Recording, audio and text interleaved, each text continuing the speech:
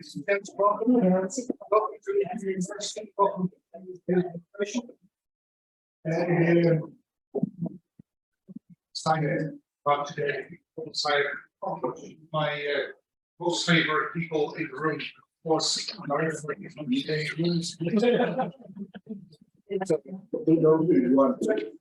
here monitoring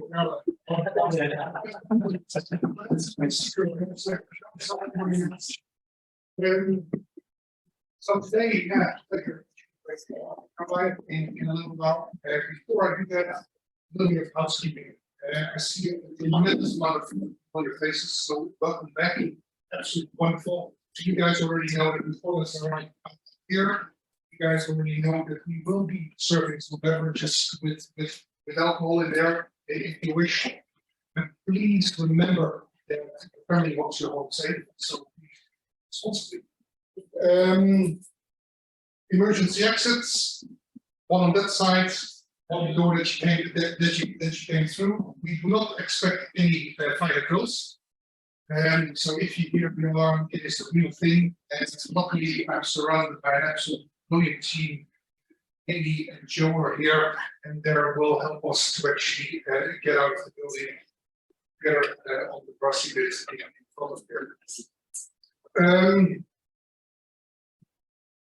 A few unfamiliar faces this afternoon. What do we do? Link Innovation is a business unit of the university, and we are a bit of the innovation hub. And we do that in a little bit of a different way. We do three things. We connect people, and we do that through events like this, because people then start talking to each other, hey, what do you do, and what kind of business are you in? And then suddenly, of course, if people then talking about the same thing or speaking the same language, suddenly a spark will happen, and at that moment in time, collaboration will actually start. We truly believe that innovation starts, that's when the real innovation actually takes place. In the meantime, this is actually really good news. Catering has arrived. You're probably going to ask yourself, why only drinks today? It's because the catering is late, right? But I didn't want to promise anything if I couldn't give it away. It's the catering coming. So when all is said and done, please stay for so this is what we do. We also have a co-working space and event space as well that we use. So now I'm going to introduce Caroline. And it's really simple. Caroline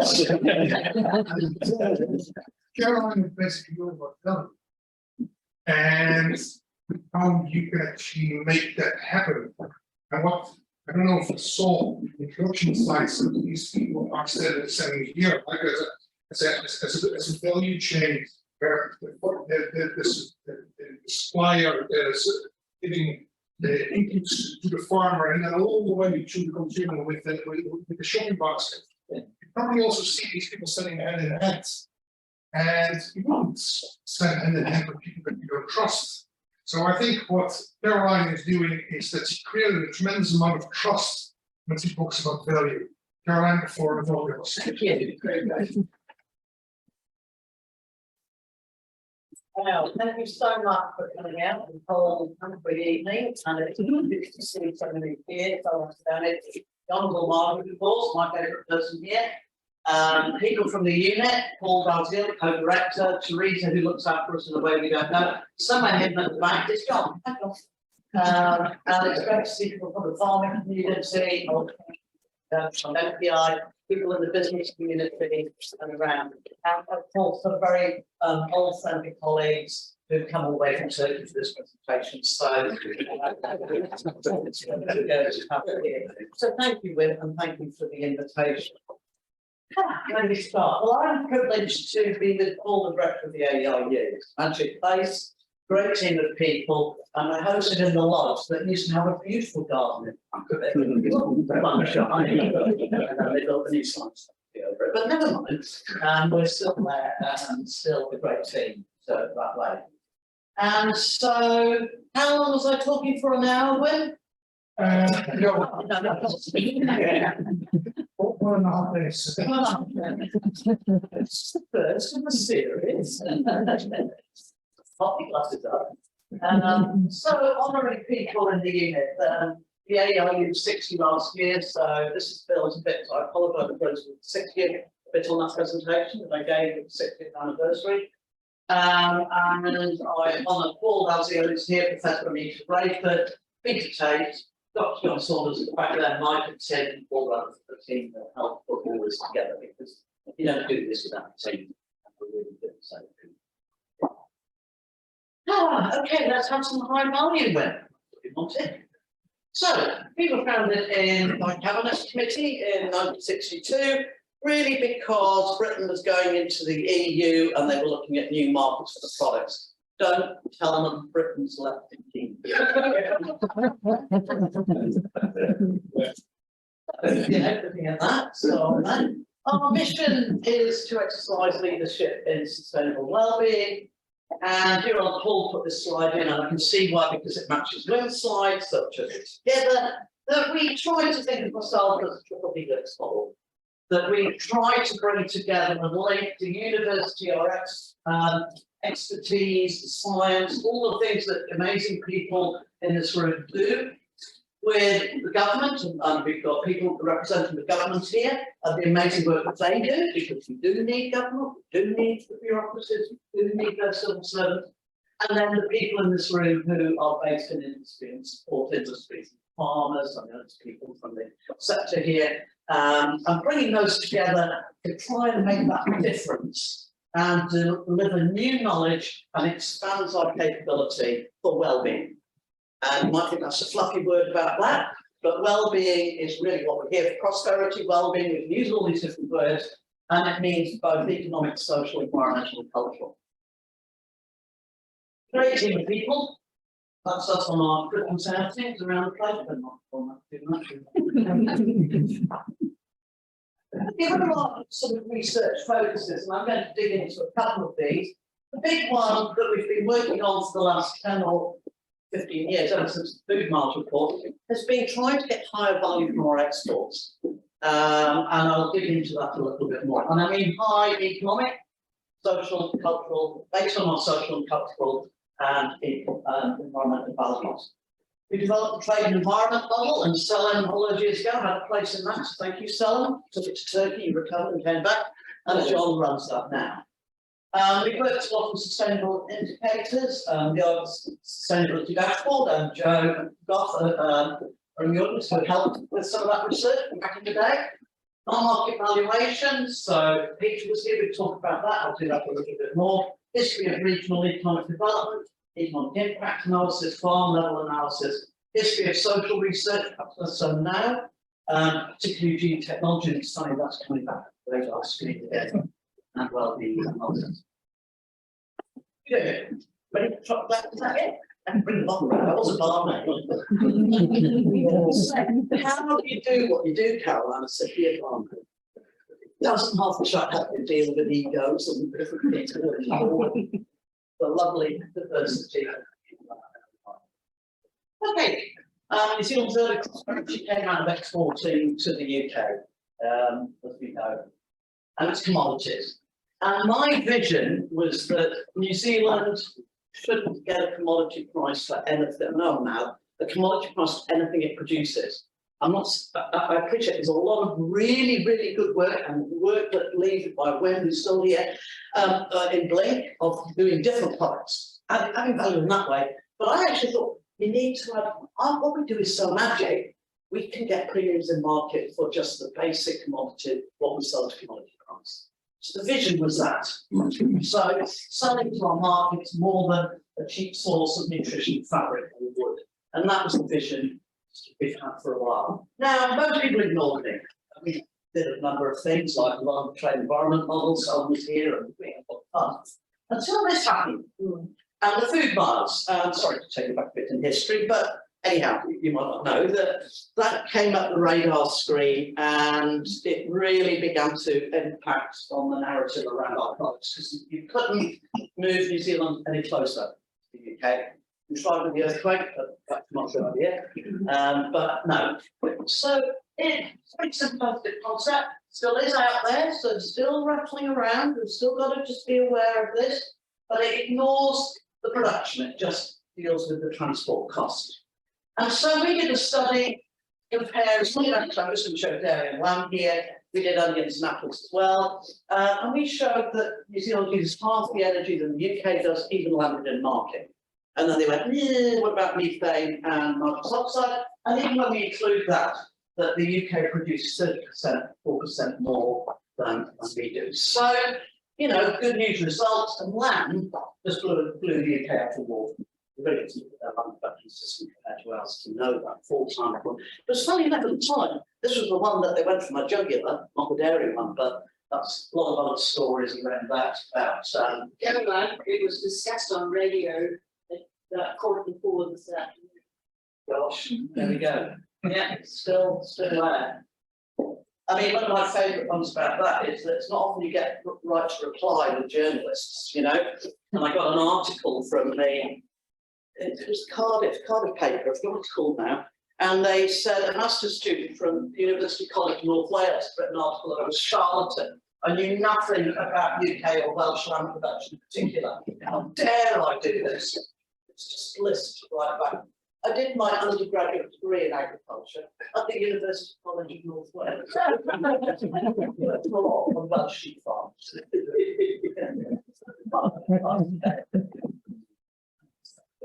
So from that, I got a lot of attention, and they took me to the Frontier Board and the Southern Farm Board, and you know, trips around something they were going pat there. And I said, "Have you thought about how you produce your food?" And they went, "Oh, shut up, Caroline, get back in your box. You know, it's great you've done this for us, but we don't. You're just a bit UK centric. China and India don't care how the food's produced, and we're going to feed them. You know, we don't care about these UK environmental stuff." So going back all that day, just did a little pilot study. And again, I'm sorry for the history, but you know, it was just fascinating at the time. The blue bars are what we look at here. Nothing surprising in this graph at all. UK, India, and China, everybody likes fresh. We all like tasty, we like a bit of quality. Price, yeah, well, we can say about that. Brand, less important in the UK than India and China, but that might do with food safety, so nothing too unusual. It was this slide that the eyes started popping out. Food safety again, certified, India and China higher than the UK. Country of origin, fair enough. Recyclable, UK quite low compared to India and China. Certified animal welfare, UK is lower than India and China.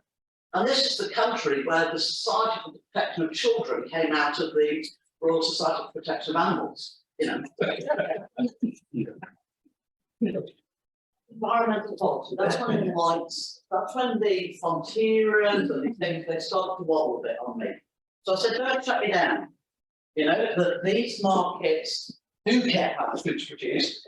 We've done a lot of work since, I'll show you one other slide here, where we find that this is very much wrapped around food safety and other attributes. So you want to prove to Asia markets that your food's safe, you've got to have a clean environment, or you've got to show that you're looking after your environment, because of course what do they see? Their food produced with heavy metals amongst other ones. Now don't get me wrong, I'm not saying that we don't have some issues in New Zealand, I'm saying they're relative.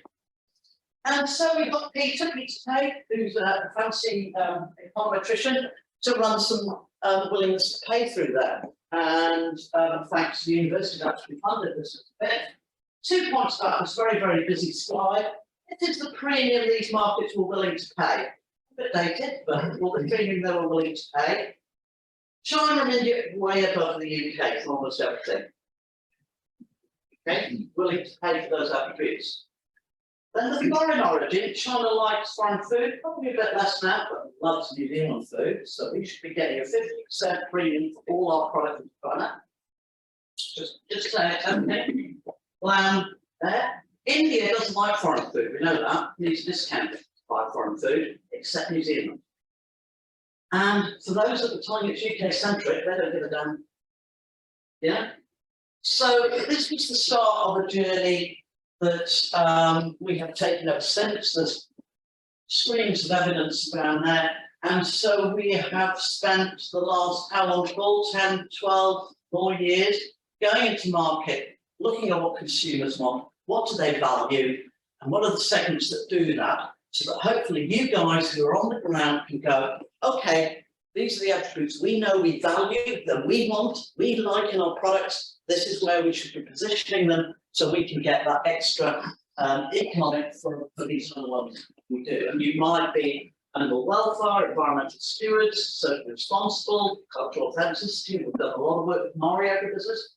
Okay, I just not. And you were going to your question. You said you wouldn't. So this greenhouse gas conference sustainability manager, whoever from SAA. If you go Christopher or GE, we won't buy you. Yes. We don't believe in it. Yeah. But I look at the graph and go, the majority of our stuff going into treating with products, Yeah. say going into wherever, where's that nexus between the value add you talk about at the high end of the market that Yeah. Nestlé and Co might provide versus the bulk of the product where people just want to know it's good? Is there where's the challenge in that? So there is a challenge there, and of course, as an academic, I can sit in the agri channel and have these wild visions that not released quite price. But New Zealand, and Paul will give us the figures, New Zealand only produces so much food. We want that to go to those that value it the most, right? And we'll save gene technology perhaps for the question and answer session. That's fine. I just said at some Yeah. point, I just consider an nexus that's between we Yeah. want environmental, we want greenhouse gas reduction, all this.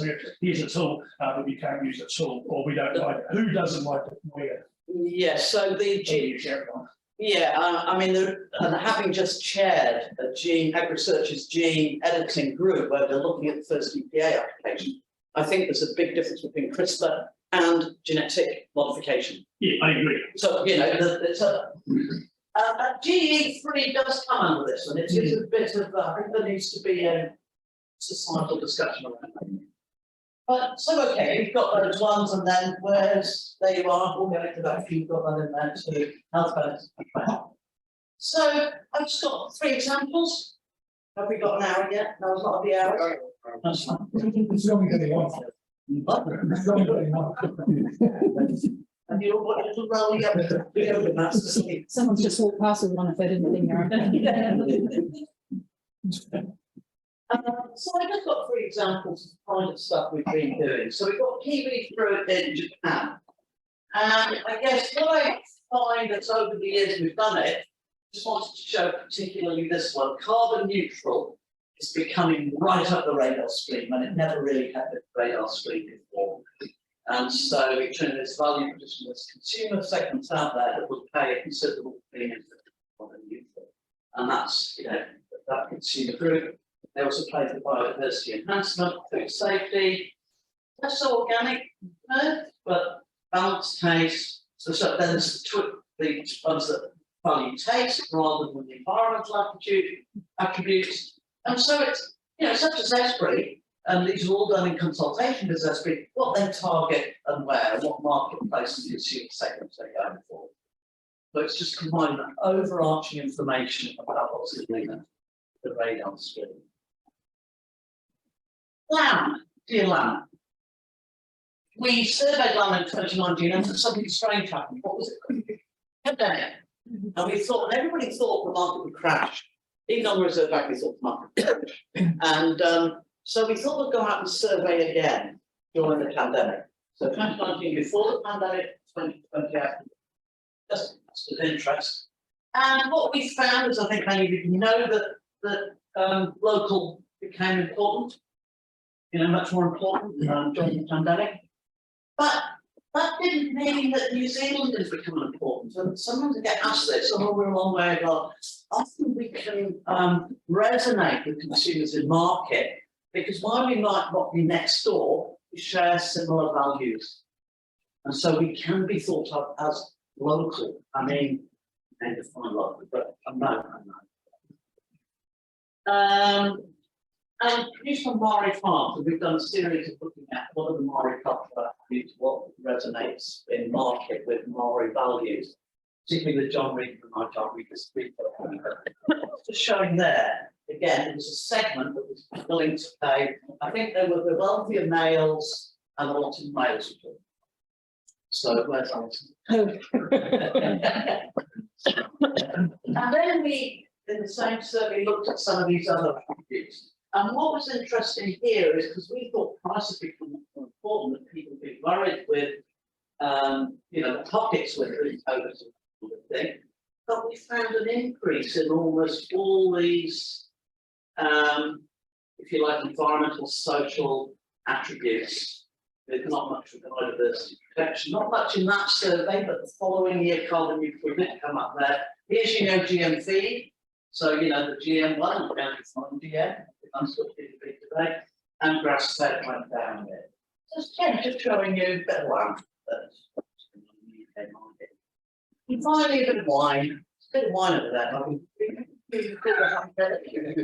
Which is why this is not going to go on.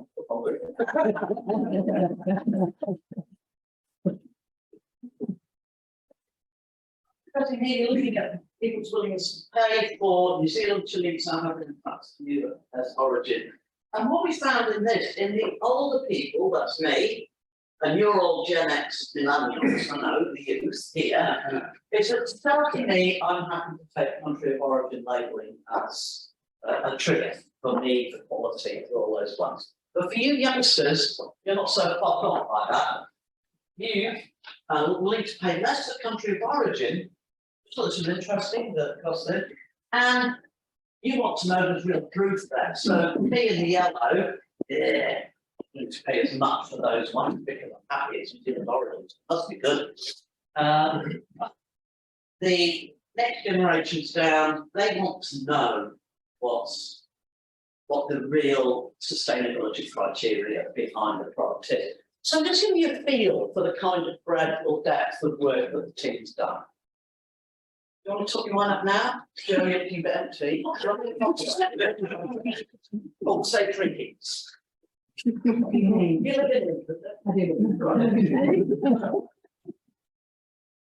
But I'm not planning on walking home. And you can give her a lift. Okay, so it was all very near trotting around the country and people and all that kind of thing saying there's money out there, there's money in them hills, there's money in those other countries that you could bring back. I mean, many examples of people in market getting a premium as a field product, but it wasn't coming back to the farmers. And so, oh wait, I think that's the way, because you guys are doing this great, partly on the ground. So we wanted to make sure that that came back to you. And one of the responses were, oh, we're an ingredient supplier, and so we can't do that. Now, this is an old slide now that used to really bring wow. That's South Korea. He's getting on the tube station, that's a train. This is a virtual supermarket. You've seen them appearing around the world. Clicks on the product, it's delivered to them, got home in 15, 20 minutes. And so, why aren't we seeing that all over? And you are seeing all over, why aren't we seeing special New Zealand ones, maybe? I know there's the logistics behind it and all that, but it's another way of getting round. And, we saw that with COVID. People suddenly began to jump up online and purchase their food. So have you ever used a mobile app to find out about food, beverage, and products? And if you look at the difference, China, from 2015 when we did our first study to 2021, pretty high up there. They used their online. Japan and the UK are more traditional markets, we don't. And so it was getting across to the sectors. There's a different way of getting out there, guys, that perhaps you're familiar with your traditional consumers. And the same when you use it to purchase food and beverage. Again, China much higher, Japan and the UK, but rising in the UK.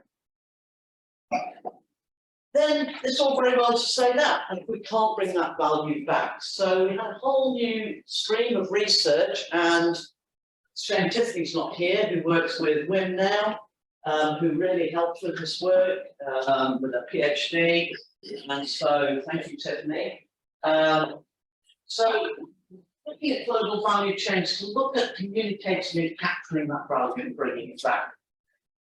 Thank you, our London Water Science Challenge, for funding 2 tranches of funding on this. The first, we looked at exemplar value chains, and Paul, me, and John, and Tiffany, and the others went out and valued people up and down the value chain about, how, these were exemplars of value chains. And then in the second project, we went out and looked at new and emerging value chains and to see how they could either be switched from a supply chain to a value chain or established as a value chain right at the beginning. And Tiff, alongside Brianna and Sylvia, developed the value chain compass, a tool to help businesses think about the kind of issues that are important in establishing value chains. So I brought Robbie. Centre of it is collective values. Now, this was new for the literature, whereas it would sound so obvious when it's there. And isn't that the best thing about academia? When sometimes you can't something and it's just stares you in the face, is that value chains work when we all along the value chain share the same values. Miranda's nodding because she works with them, pushing that space. And if Paul and I were going around interviewing different stages on the value chain, we'd walk in and they'd all have the same vision statement. You know, it didn't matter what they were doing, something totally different, they started and had that same vision. They were different across the value chain. I'm not expecting people to suddenly go, oh, we love an apple pie or whatever. They genuinely came up with their own vision statements.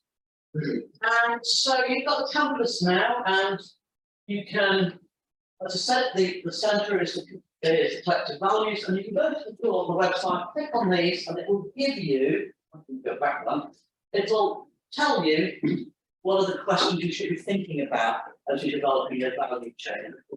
Consumer focus with demand, quality with supply, management value co-creation, and leadership with governance. And it was interesting, another thing that came out in search that sort of was really interesting is you have to say, oh, Tesco's and Walmart's and they've all got all the power, and we haven't got any power, and I'm going to go home. So I don't really want yet. There's some difference between power and leadership. And the chains we looked at, and it didn't matter who, there was a champion or a leader in that chain. And they circumvented the power of the supermarkets, and they went in and they, oh yeah, we'll have you on the shelf because you are coming in and giving us the value proposition about why we should use your product. So often when we're doing this, we'll go out first and do a consumer survey. And then we will take that consumer survey to the champion, who can then take it to, and that's just one little piece of work, the champion's doing a hell of a lot more, take it to the supermarket or whatever, say, here, this is the position of this product. This product has, you know, a lot of value, and you should put it in and come alongside it. So share value to consumers, they share the same values, or presented in different ways, and the need for formal contracts a lot less. As women said at the start, we were holding hands. And we've got trust. All right? I'm doing all right. And the value project has a lot of resources on that project on that website there. Okay, so that's one little bit of it. That was the first, I've got 5 more to go. Aim for high social environment value, and especially for our people, including the farmers, win-win prices and be rewarded for these environmental standards. And in particular at the moment when farmers have been putting under more and more pressure to meet environmental standards, it's just lovely. It's trying to give them something to be positive about. You know, if they're having to hit greenhouse gas targets, and we can find a premium market where they can get that, it's just hopefully eases the transformation that we say there. Okay, I'm just going to sketch on a couple of other things that we do. I'm just going to start with what we do much. There's John there. Yeah. Oh, good. Maximum social embarrassment. Right.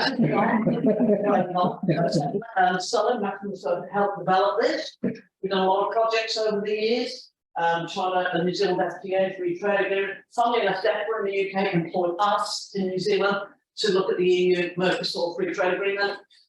We did the enter. And John's just done a study, a really neat study, I think, because it's impacts climate change. And what he's done is he's modelled the impact of climate change around the world. What's going to happen to the US? What's going to happen to Canada? What's going to happen to that? And then brought that in to see, and that's the implication for New Zealand, as well as extreme events. So it really worked. And then John disappeared off to Paris 3 times to develop the OECD's long-term agricultural model. Again, really important to show that climate change and the long-term impact. So very proud of that, but we do need some help when we do things. The opposite who left us when Joe, a few years, a couple of years ago. Now, so there's all the trade modelling work, but the other work I really want to celebrate is Professor Anita Rayford, who'll be with us tonight, partly because she's got 2 younger kids, but she's also got a puppy, she's got a puppy. And getting sooner. Yeah, 2 kittens as well. And it's been part of our research in the year 2000. What's interesting is here is one of our first papers on the linked trade environment model. And you got me, you got Anita, and you got Sam. Hooray! There we go. That's going right back. What year was that? 2006. And then, of course, we have the food march report. So we have a long history of working in climate change. But Anita's really coming back from the UK, where she did Scotland's climate change adaptation plan. She's in Ireland and a lot of adaptation over in Europe. It's brilliant to have her back in the unit. And she's a lead author on an IPCC report, Land Use Change, and it's really prestigious. She's an author on the Australian chapter of another IPCC report. So there's a growing capability in the unit on climate change adaptation. What do we need to start to see what's happening? To think, God, we need this skill, we need to really get into this and start looking how we can improve the resilience of our communities to these extreme weather events. So she's just done with the team an analysis of the Westpac agricultural risk assessment. So that's Westpac going out with the risk assessment for their farms or their clients. And so really great piece of work. And of course, got your name, but you're working with her on the Deep South as well. Yeah. So great to have you in the room, and really want to celebrate Anita and the work she's doing. Again, she's done work with the team on climate change commission work, on financial assistance, helping us with the pricing system, and agricultural systems looking at emissions leakage. So long may she do that. The other stream of work at the moment in the unit is Peter Tate doing non-market evaluation. And Peter's behind our consumer survey, but he also does a lot of work for example, which is the non-market benefits of you goes out doing stock exclusion and stock banks. And it's trying to put that value to government to sort of show that there's a lot of value in things that necessarily don't always go through the market. And here we looked at biosecurity incursion, land care research, non-market value to myrtle and management benefits, and the management of clothesline TB. Again, there are things that are really important in New Zealand, and it's good to do some of that research to just make sure it speaks to some of our government agencies and the National Treasury. And then Deadpool, the Wellbeing Economics book is free. Download it, you'll make Paul blissfully happy because on every device, not just one. yeah. Now we've had, is that right? That was 92 active today, chapter download. So it's really hit the he was sweet enough to put me on. And Joe is actually my eldest son, John's old brother, who's a philosopher in the UK. And if you want to slow a book down, there was any time around my swimming pool, we were having philosophical discussions. What do you mean by agency? Oh God, just way out my head. Good on you, Paul. Thank you for that. You put up with both me and Joe, and a very successful book. That's well done. So congratulations, Paul. I'm actually going to leave some download it easily. I did hope it was going to keep me in my retirement until Paul said we'd given away the royalties. There's another one. Oh, it's not. Yeah, so this was the international version. Ah, Caroline actually got invited to write it on the publisher. yeah. We did have a Bridget Williams book out earlier. Yeah. Lots of free copies in my room. Yeah. Be desperate, but yeah, of course I was approached in the UK to do it. It's quite cool doing that. So this is our website. I do love Lincoln University. It's always been very, very supportive to me, but the university on the research website isn't quite so good. We've got our own. So please feel free to visit. We've got the consumer insights and the data portal showing all the results of the surveys, the increasing values and export. We've got the value compass call. That's where you go again if you want to download a free copy of the book. And then the leads to climate change. And that's an example of the data portal. It's just an example of academics. So you're interested in any of these products, you can go on here and you just click. And it'll take you through various, consumer preferences, tech use, all kinds of things that we found on those. So feel free to play around. I've just shown you the top bit. It does go on down here a bit longer. And so feel free to do that. Any comments on its usability? Because we are not technical people, we don't get funded for this, but just we do want people to access the research and enjoy that. Where are we going to the future? We're nearly there, nearly alcohol time. We're looking at the future. Now, unfortunately, we've been allowed to continue this work. And we did put a bid into the Endeavour Fund, but unfortunately didn't quite get through. Very close. So it's a bit sad at one level because we were really pushing that work forward. But, if I come back. We're scoping about thinking about climate change adaptation centre. As I said, Anita is a world leader in this space. It might be quite natural to have that at Lincoln. And we've got people in the room who are working on climate change adaptation. Joe's there somewhere. Sure she was, she gone to the well. I know you're there, right there. Even though I haven't Peter's exploring taking the sign of particular areas of biosecurity as well, because biosecurity, vital for New Zealand, biosecurity isn't just the economic one, but there's other non-market issues around biosecurity to try and get that value proposition through Treasury. Women's working on circular economy. We're getting a little bit of approach on circular economy, Anita. And so we're going to see about that. Network value change is the thing that we really wanted to link in with that. Again, where we can get funding from that. Economic evaluation always there. And the other one we're exploring, the gentleman's here somewhere from AgriSearch. There we are, sir. Who's AgriSearch? And we're looking at new links to AgriSearch. So that's great. And to see, because they don't have very much economic capacity and capability, and of course they're coming into campus. It's a natural progression to do it that way. So thank you so much for coming out on a cold winter evening. Right, that's good. Or got your minds up and then don't get questions. But thank you.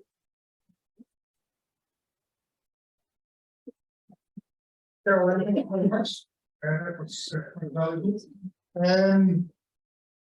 Any questions in the room?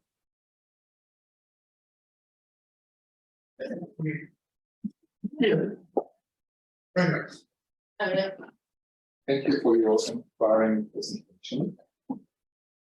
So I'm from Europe, and I guess I'm from a region called Podia, because here we are in Podia. One goes, I usually have that.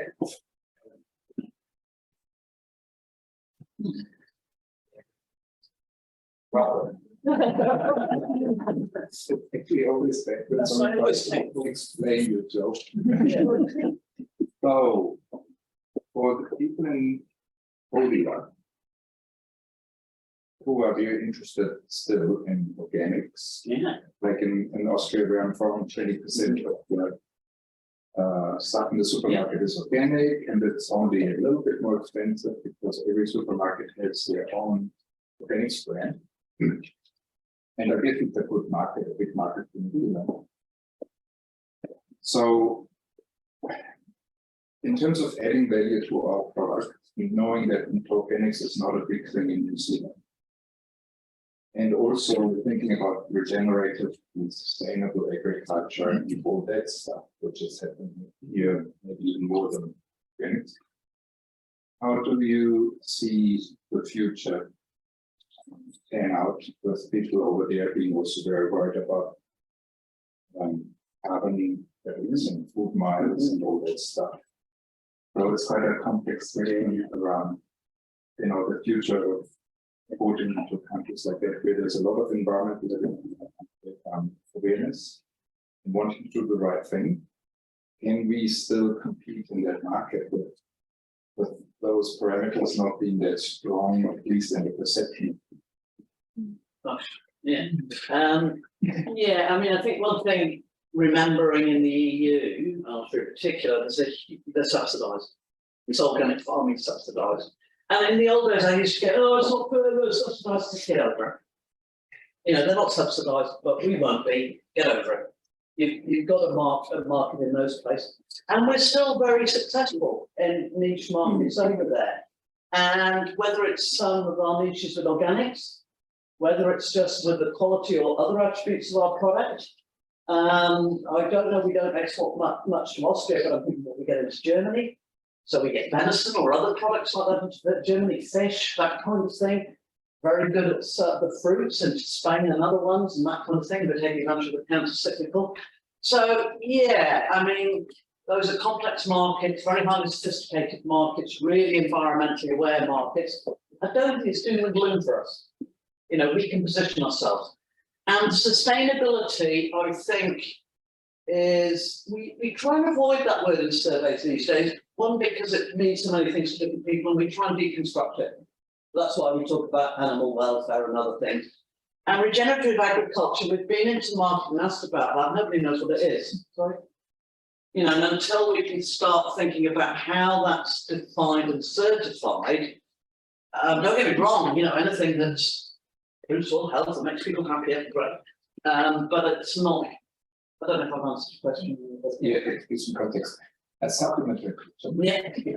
Today was an announcement that the National Party will make GE more normal again. Yeah. How do you see that pan out in terms of our? I think we've got to be careful because there's still market resistance, you know, and I think that the problem is the conversation hasn't advanced as much as the technology. So you've got, and I don't tend to be an expert on this, but you've got gene editing and genetic modification, and we tend to pull the two together. Whereas gene editing is, you can't often tell it's been gene edited, it's just like a fast track breeding program. And so that I think is a very different conversation than genetic modification. But are the public ready for that sophisticated debate? Well, given politics, so I'm excited about it, I absolutely recognise that nexus between what the people believe in GE and that area. So the challenge for me is we haven't revisited the conversation. So this is the revisit of the conversation, and we can convince that CRISPR technology across all parts of society, we've all had our jabs for COVID, and that's so we're using the technology today, but we have this thing in our mind. So for me, it's the critical conversation where we can take aware of all. So one point that is really important in our research is that some of the conversation overnight is that the new technologies will allow us to reduce costs, and this is why we should do it. Now, because it's such a competitive sector, if you reduce costs, you do not increase returns to the farmers. And so the message that Caroline's given on national TV, called a scaremonger by Howard Clark, is that if we are going to adopt these technologies, we should be thinking about how they add value to the consumer experience. So we are reducing our impact on the environment, and this is valuable, rather than we are growing more and exploiting our environment at a lower cost, which will not do anything. And my argument is climate change, environment. We have the tools, there's an expectation that we will do this, but we don't have the tools to achieve it. So we either have an incredible cost spike or we reduce production. So where do we meet the piece in the middle to It's a much better way of framing it. So Charles and then Margaret? Okay, so no question. Not a comment. So I'm very deep in the middle of the regenerative farming groups in New Zealand as well. And somebody popped a question up on their social media channel. What do they think of nationals? And it was unanimous. They were very against GE being reintroduced. Margaret,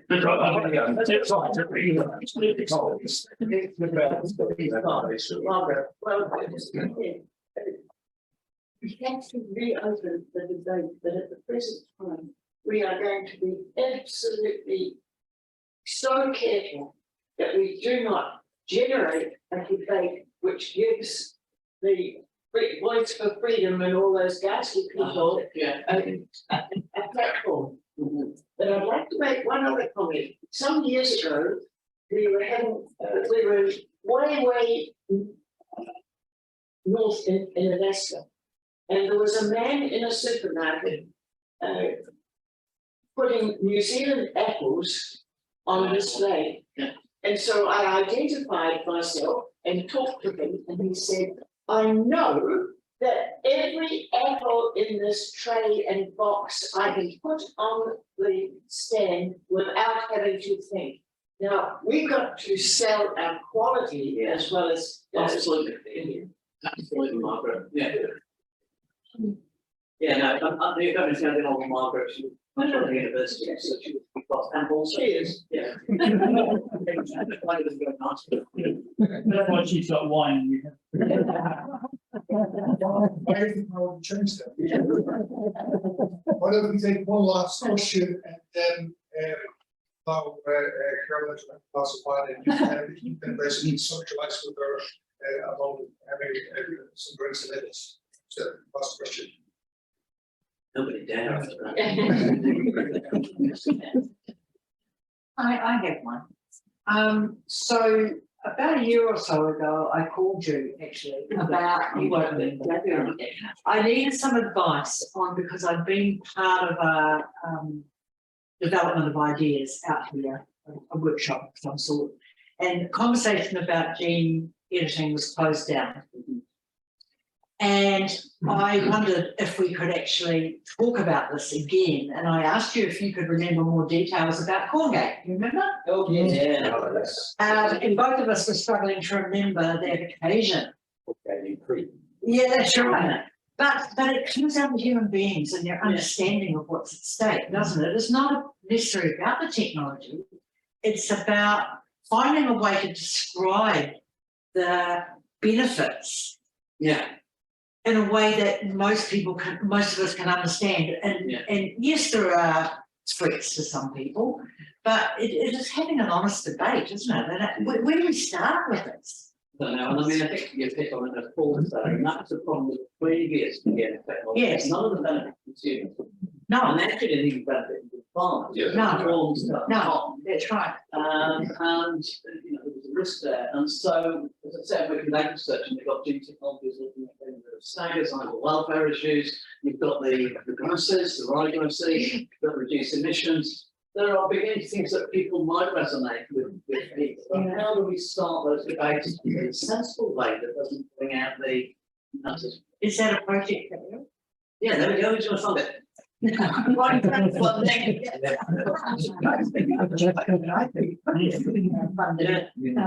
we did all that work in the past with. Absolutely. Thank you very much. Thank you very much for the interesting questions.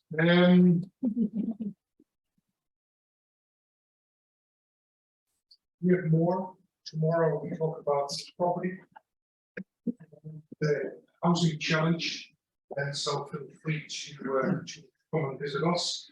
And if you're thinking getting into your own business, you can come to do that as well with us, and you can be coached by the temporary College Chambers of Commerce. We are looking at removal of carbon removals by using native forestry, and that will be on the 18th of July online. We can do that from your own desk. You don't have to worry about me staying home very responsibly.